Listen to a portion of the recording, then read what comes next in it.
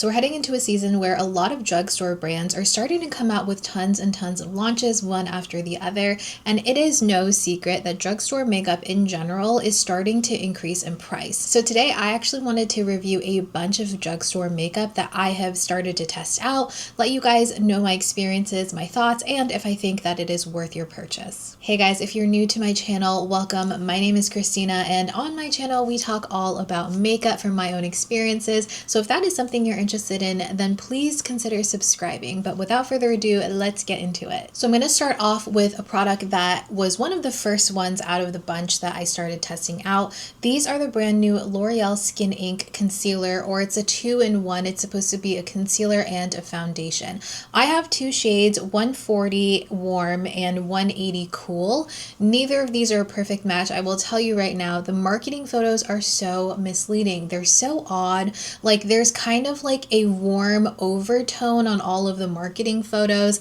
Everyone looks a little not natural skin color. I don't know if that makes any sense, but it was so frustrating trying to find a shade. So I did order two of them, and 140 is going to be more of a brightening shade for me, and 180 I would say is the closest match to my skin tone, but it's still a little bit bright and a little bit more warm. But I think the warmth kind of helps to balance out how bright this is, like how light this is. And I did actually see my friend Magdalene Janet here on YouTube test out the shade 265, which would be the next shade up from 180, and it is such a big jump. That one is so warm and so tan, so I'm not a fan of the shade range so far. But let's actually talk about the texture of this. So at first when I put this on, it felt extremely thin. To me, when I tried it, I felt like it almost felt oily on the skin, but it does dry down a little bit powdery, which is super interesting.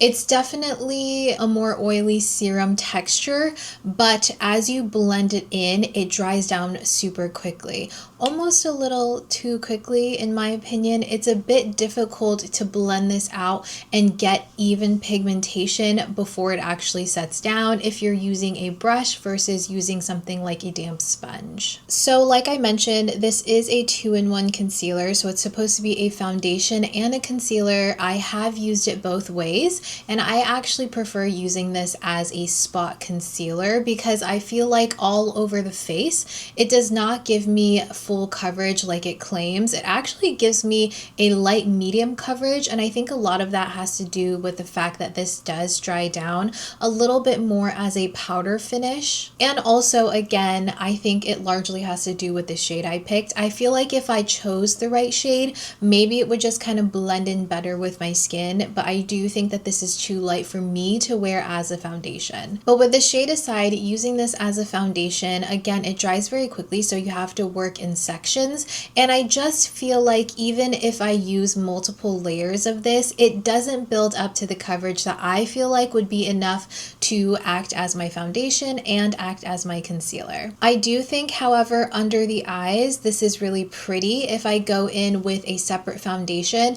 and then I go in and conceal the way I normally do. It is really nice. It feels very lightweight on the skin, which I really appreciate about it, and I do think that it adds that really nice brightening effect. But I found my favorite way to use this is to use kind of like a concealer concoction. So I'll go in with a more full coverage concealer, and then after that I will top it with the shade 180 and use that kind of like as a brightening concealer and a finishing touch to give it that powder like finish. I do find that I still have to set it down with powder. However, if you are not someone that has more oily skin and you do tend to lean a little bit more dry, a little bit more like normal, then I don't think that you would actually need a powder. I could be wrong, but because this does dry down very quickly and very powdery, I think that it might actually be a pretty good self-setting concealer. But one thing to know, and it's kind of discouraging, is I don't know if this product is actually breaking me out. My skin was in a really good place, and then I started testing out a bunch of different products, so I can't say for certain if it is this one, but I started getting like cluster breakouts right here, a little bit like on my forehead, pretty much everywhere that I typically conceal. I started to get like whiteheads, and I wasn't sure if it was this or anything else that I've been testing out, but I feel like after using this each time, like the next day or two, I would end up breaking out. So that is something to note. Maybe look into the ingredients. I have not yet looked into the ingredients, but that may be something to note if you are acne prone as well. Now let's talk about a L'Oreal lip product. I did a short, a reel, and I think a TikTok on this one. This is the new L'Oreal Lacquer Intense. I think that's what it's called. It's not on here. The L'Oreal Lacquer liquid lipstick. This is in the shade 635 Worth It Medium.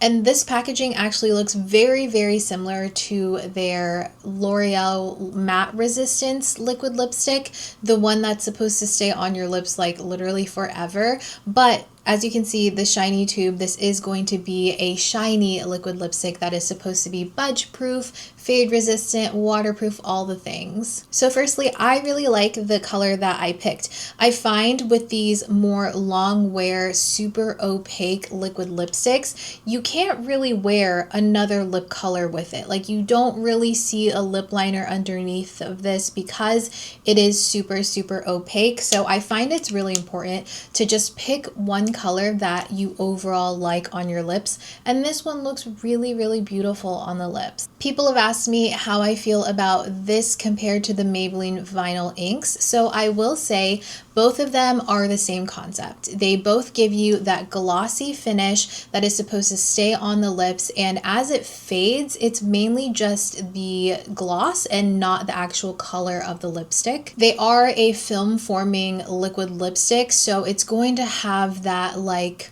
filmy feeling where if you press your lips together, like you go like this, then it does feel very tacky, very sticky, but that's the nature of these film forming lipsticks. It is recommended that as you apply it and you don't rub your lips together, you just let it completely dry and set down before going about the rest of your day, eating, drinking, what have you. So in that sense, they are very, very similar. This is just L'Oreal's version of that same type of lipstick, but I did find within the wear test that this one actually lasts a lot longer on me, specifically on the inner center of my lips. I find with the vinyl inks, they last incredibly well. The lip color is on the lips all day, but as I'm eating, as I'm drinking, I do have a little bit of fading on the inside of my lips, whereas with this one, I had no fading. It was actually kind of crazy. I think this is one of the first liquid lipsticks that are glossy that actually does that for me. So I was very, very impressed. I will link that short video down below if you guys are interested in seeing the wear test, but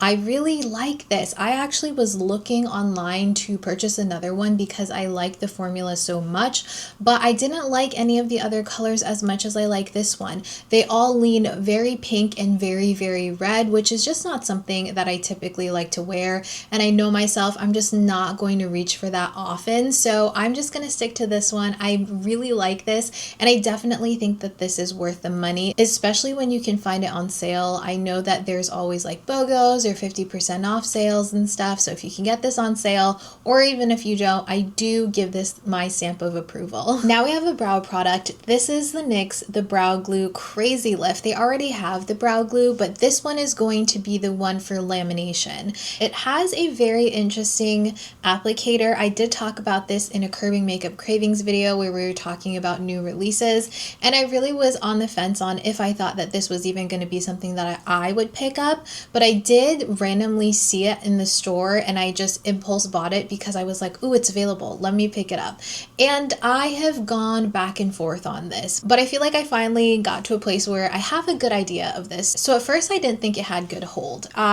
Like I mentioned, and as you guys can tell, I love a feathery brow. I don't really do laminated brows. I feel like I have too many brows. They're too long and I'm not willing to cut them, and it just looks kind of weird on me. Some people look incredible with laminated brows, but I am not one of those people. So I tend to like a feathery brow, but I did test this out as a laminated brow and a feathery brow as well to make sure that I was really thorough with it. So I find with this one, you have to use a lot of product in order to get really good hold with this. It is going to would be that more liquid wax texture, which I love compared to like a more liquidy gel. Like this is definitely more of a waxy texture, which works really well for my brows, but you have to use a ton of this if you're going for that laminated look. I do really love the concept of this having that applicator right here, but I do not like how long the bristles are. These bristles are just a little bit too long to where I cannot press it down hard enough to actually push down like a spatula. You know, when you laminate your brows, you have to have a flat surface to push them into place. This, I cannot do that. They're too long, and then they just get a little too scratchy on the brows. So if these were half the size in length, I think it would be perfect. You would still be able to get in between the brow hairs and get that laminated look, because I like the spacing within the bristles, but I don't like the length of it. But to remedy that, I do have the option to use the side. So right here on the side where there are no bristles, I kind of brush them up, and then I'm able to go through the brows with the bristles and get them right in place and get a lot of definition. But I think the whole concept is that you can just use the bristles to push everything down. I cannot do that personally. I do also think when it comes to laminating your brows, it does depend on how many brows you have. I do have quite like thick brows, so it takes a little bit more effort and probably a little bit more product as well. But the thing is, the first time I used this, it was already flat. So I feel like if you're using this every single day, you're using it to laminate your brows, you're gonna go through this very, very quickly. I feel like I go through brow products in general very fast anyways, and I don't use half as much product as I think people use when they laminate their brows, so that's something to consider. It is really nice. I do like the concept, but I feel like the execution was a little bit off for me and for what I would need if I were to laminate my brows, but I can still work with this. I've still been using it, and I find that I can get a really nice feathery brow and a lot of definition with it. And it's really nice to like comb up the brow hairs after I fill them in. But if you are using this for lamination, just know you're gonna have to kind of work around it, practice a little bit, and be prepared to have to repurchase this quite quickly. Let's talk e.l.f. products, starting with the e.l.f. skin tint. Again, I was kind of on the fence about this one, but in terms of reviewing and trying new viral makeup, I was like, I have to try this one out. I did get the shade 8 medium neutral, and I actually feel like all of the shades are very flexible. I was really on the fence about what shade I should get because I saw some people review this that were way, way more fair in complexion than I am, and they got the same shade, but I was like, I'm just gonna trust my gut, and I got the shade 8, and it actually works really well for my skin tone. I'm a big fan of the e.l.f. Halo Glow line. I find that a lot of the products work super well on my skin, and this one does have a mineral broad spectrum of SPF 50. I will say that this should not be your only sunscreen. I do still wear a separate dedicated sunscreen every day before going in with makeup, even if it has SPF in it. I do think that this glides and applies on the skin very well. It's definitely more creamy, and I don't feel like I lose any pigment. It spreads the pigmentation evenly across the face, and you can kind of buff it in with a brush. You can also apply this with a sponge, and either way looks really nice. This sets down nicely with powder. I will say that you kind of have to go pretty heavy-handed with powder if you want something that doesn't look very dewy and very, very like hydrated. The finish of this is very hydrating, like you would kind of expect from a skin tint. I find that this one actually gives me really good coverage. I would say that this is a solid medium coverage, maybe even full coverage if you build this up and you don't mind something that looks very dewy and very hydrating, which I feel like if you are someone that is more oily, this may not hold up as well on the skin. It's just going to add on top of the dewiness and the hydration that this gives you, so keep that in mind. mind, this may not be something that is catered to us oily girls if that's just not the finish that you're looking for. I don't think that this gives me the longest wear since my oils do come through. It's not the worst, but at the same time, I have other skin tints I think that I can reach for if I want my complexion to look less oily throughout the day. This is probably not going to be my go-to if I'm looking for makeup that's going to last all day. I have other skin tints like the Make It Forever skin tint and the Maybelline skin tint that I actually feel like lasts a lot longer than this one, but if I'm going for an everyday just natural look, I could definitely reach for this, do a really light layer, and then go in with a separate concealer, maybe something a little less dewy to kind of even out the skin, and it does give you a really nice finish. Again, it just depends on what you're looking for. These are kind of newer when we're talking about like the makeup cycle, but I still wanted to include this in this video. These are the NYX lip blurs, the Smushy matte lip balms. I feel like the name is really misleading, but I understand where they're coming from with it. First of all, the packaging, really cute. I love a squeezy tube, and I really like the caps on these. They're just so fun, and I feel like very appealing and eye-catching when you're in the store like looking around at makeup, you know? I genuinely feel like these are very hydrating, especially for the type of finish these give you. I have two shades, Squeeze and Sizzle and Swipe to Smooth. I do have a video where I'm trying these on, and I like the finish that they give you. They very much remind me of a Korean moussey matte lip product. I think they blur the lips like they claim they do, but they have really nice colors. I like that they added some more wearable colors, and when it comes to this finish, I like something a little bit more rich. So this shade in Swipe to Smooth has been the one that I reach for the most out of the two. I think that it's a beautiful like rusty brown shade that looks like it's a little bit worn on the lips, and it just gives such a beautiful sophisticated look. Of course, NYX did include a lot of really fun colors. I tend to go a little bit more boring with my lip colors, but the texture themselves. So I do want to preface and say that when it comes to a matte lip, you're kind of going to have to brace yourself for a little bit more of a drying feel versus a gloss, obviously, you know. A matte lip is just naturally less hydrating, but I will say that for this blurred texture and formula, from my experience, I do find that this feels very velvety and very soft on the lips, and I think it kind of coats the lips in almost this silicone-y feel while still having that blurred look. It almost feels a little bit like Aquaphor, like it has a very thin layer of Aquaphor here. As you wear this throughout the day though, that does tend to fade and it doesn't feel as hydrating, but I will say, right off the bat, it does feel really nice. I wouldn't say that this would be a lip balm in the sense that you would use this for hydration. I think it's a little bit like a hybrid, like a matte moussey lip and a lip balm. Now, in terms of this being compared to the matte lip creams or the smooth lips that NYX has, I think that these are most comparable to the NYX smooth lips. I feel like the lip creams do not give me as even of coverage as these do. As you can see, even on the back of my hand, it has very nice even coverage. I like to apply these on the lips and kind of blur them with my finger to get the most even amount of pigmentation. And the color of this actually sticks onto the lips. So as you're wearing it throughout the day, it will fade, but it leaves you almost like this stain look, kind of like this on the lips. So it's never completely gone from the lips, which I really appreciate. You can reapply on top of it and it's nice and smooth, and I don't see any issues with that whenever I do it. I don't think that these are going to be transfer proof, water resistant, like waterproof, anything like that.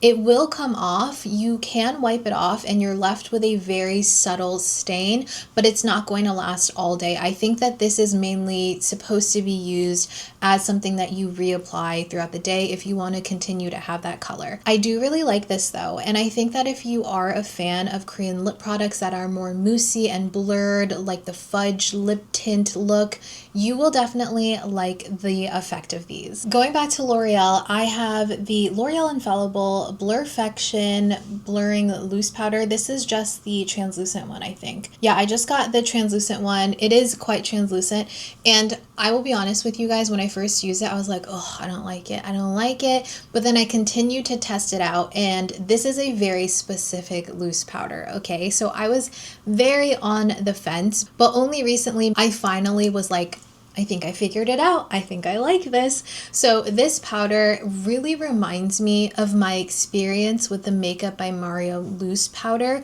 With that one, I felt like it was not giving me the same effect that everyone else was saying that they were getting, where it was super blurred, very airbrush looking skin. I felt like that one, I had to really build on the skin, and when I built it up on the skin, it just looked like too much powder. I could only use it as like a finishing dusting powder, and that's how I have to use this one. So I cannot use this to bake. If I try to use this to bake, it kind of like, I don't know if it lifts up the coverage from my foundation and concealer, or if it just emphasizes how little coverage I had from it, because it gets rid of like the extra shine, you know, and you can actually like see the skin underneath. But whenever I would use this to kind of bake under the eyes and all over the face, I felt like it made my foundation and concealer look like there was just less coverage and it didn't look good. And if I tried to build on top of it, it just started looking way too cakey. But I've been using this with my BK Beauty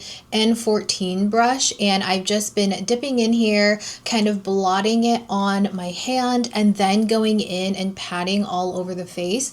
And when I do that and I go in with a really thin layer, and because I'm just dusting it versus packing it onto the skin, it actually does give me such a blurred look. I have it on today and it looks incredible. I was blown away. You guys know I bake my face whenever I wear makeup because of my oils, but this one I find if I dust a light layer, maybe even two, it looks really, really beautiful, super flawless, very airbrush, and I have really been enjoying the way that this looks on the skin. I think that you definitely kind of have to like pinpoint specific areas on the skin. So what I'll do is all over my T-zone, and then I'll do right underneath my cheekbones, and then I will go in with a more fluffy brush, something like the N17 from BK Beauty, dab this in, and then I'll just like lightly dab it on top of my blush so it doesn't completely get rid of that like dewy finish if I'm using like a cream or liquid blush. It just looks so beautiful that way. I would highly recommend this if you're looking for a really nice dusting finishing powder, or if you're not big on baking but you still really like to use a powder to finish your face. I think this would be so beautiful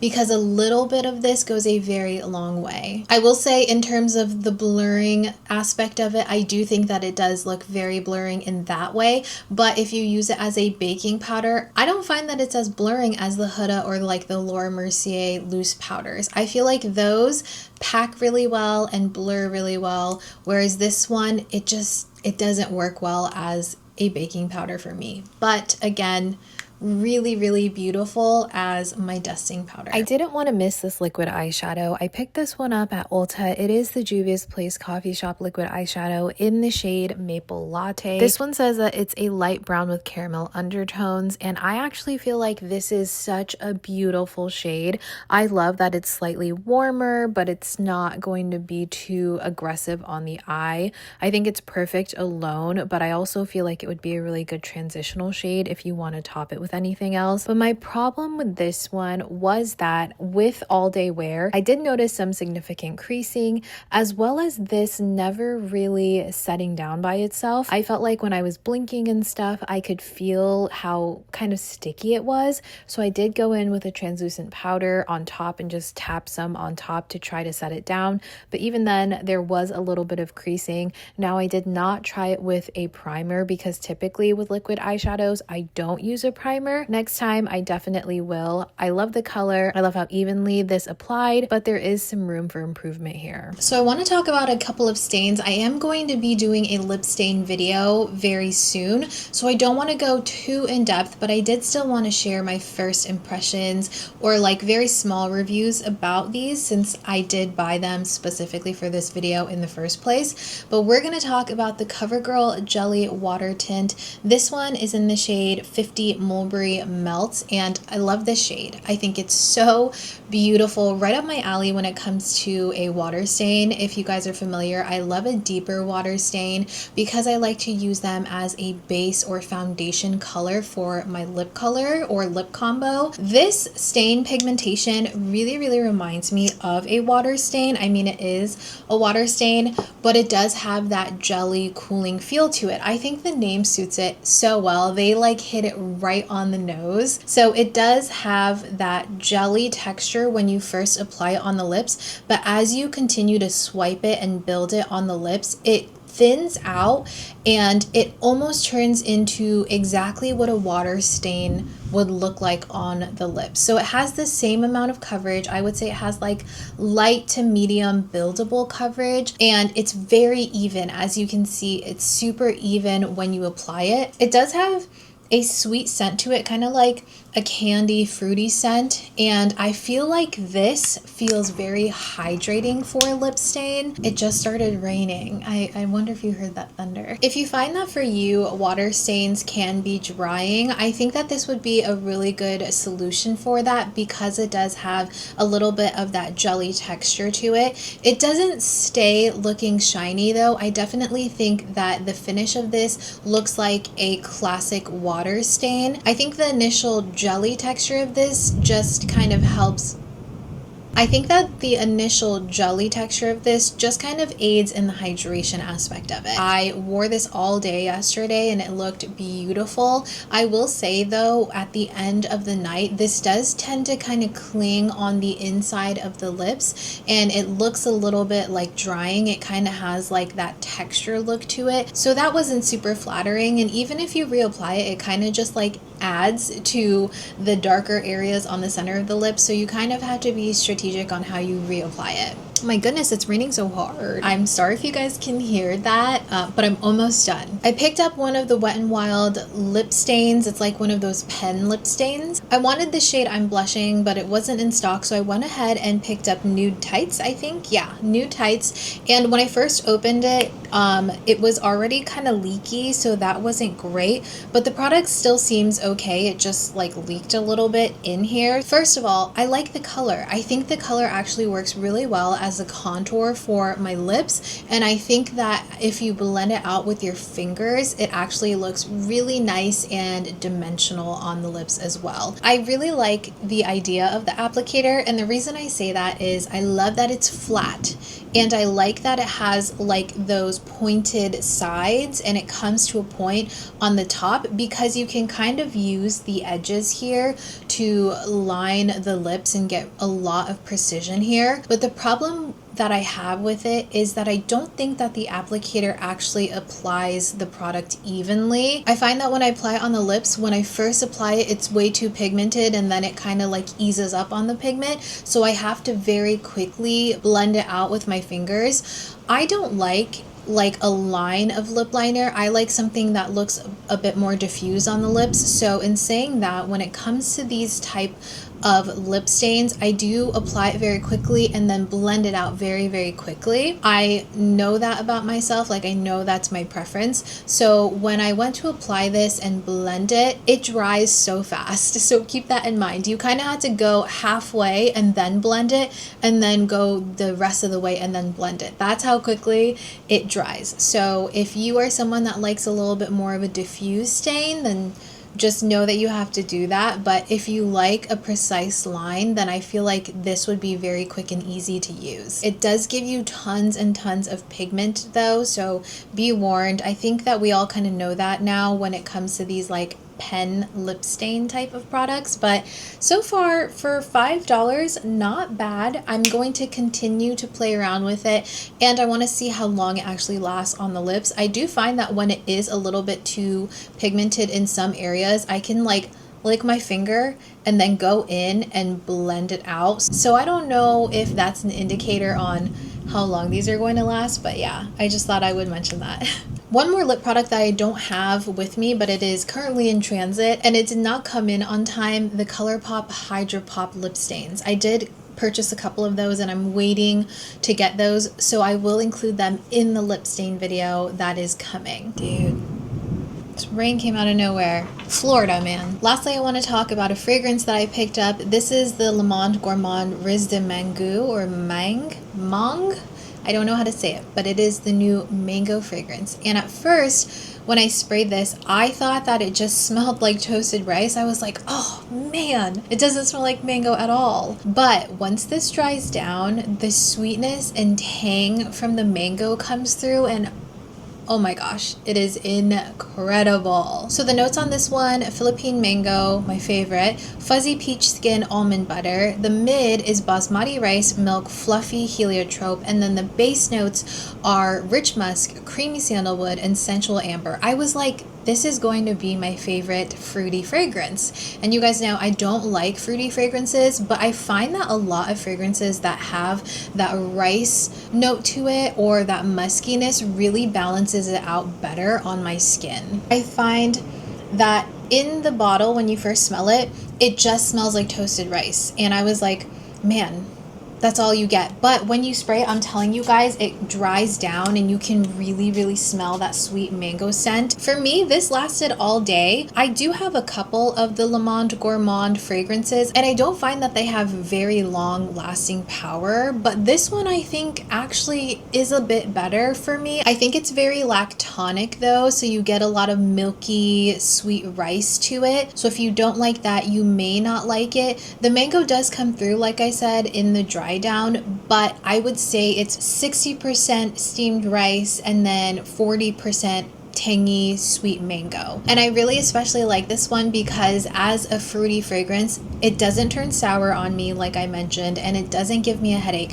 I think that it's light enough of a fragrance where I can wear it all day and it doesn't bother me, but I still get whiffs of it throughout the day. I could see this not working for everyone, and I've been very interested in trying more mango scents because it seems like it's very popular for them to be coupled with a rice note. So because this one worked really well for me, I did recently order the Skylar Sticky Mango one, so I'm excited to see what that one smells like in comparison to this one. I cannot get enough of this one. It smells so good, like throughout the day. If I'm going out, then I'll wear this. But even at night, I have wanted to wear this, so I'll just like spray a little bit of this on before bed.